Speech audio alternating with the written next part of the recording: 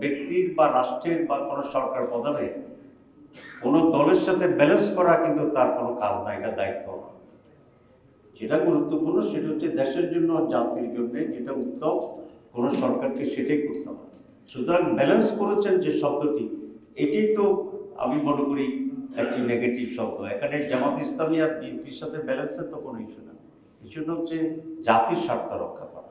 আমরা মনে করি যে উনি যে আদেশ দিয়েছেন সেটা সঠিক হয়েছে, কিন্তু আদেশের যেটা কনসেনসাস কমিশন যেভাবে বলেছে সেখানে উনি কিছুটা ব্যত্যয় ঘটিয়ে দিয়েছেন, এটা করাটা সমীচীন হয়নি আমাদের কথা। আর দুই নম্বর, আমরা সবসময় বলছি, আমরা এখনো বলছি, গণভোট এবং জাতীয় নির্বাচন দুটি একেবারে ভিন্ন ইস্যু।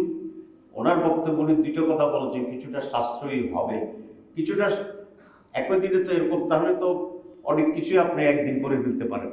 তা আমরা তো সেটা করছি না, কারণ জনগণের স্বার্থেই তো দেশের বাজেট, সেখানে কিছুটা টাকা খরচ হলো যেটা জাতির জন্য, দেশের জন্য কল্যাণকর, আমাদেরকে সেটা করতে হবে। কেউ যদি এই কথা বলে যে জাতীয় নির্বাচন করার জন্য বহু টাকার প্রয়োজন হবে, তো তাহলে কি আপনার জাতীয় নির্বাচন করবেন না?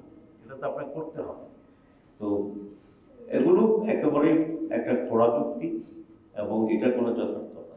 আমরা আবারও বলছি, যদি গণভোট এবং জাতীয় নির্বাচন একই দিনে করা হয় তাহলে গণভোটের গুরুত্ব একেবারেই ম্লান হয়ে যাবে, এবং সেই ক্ষেত্রে যে সংস্কার ইস্যুটি আছে সেই বিষয়টিও প্রশ্নবোধক হতে পারে, ইভেন সেটা মাইরও খেয়ে যেতে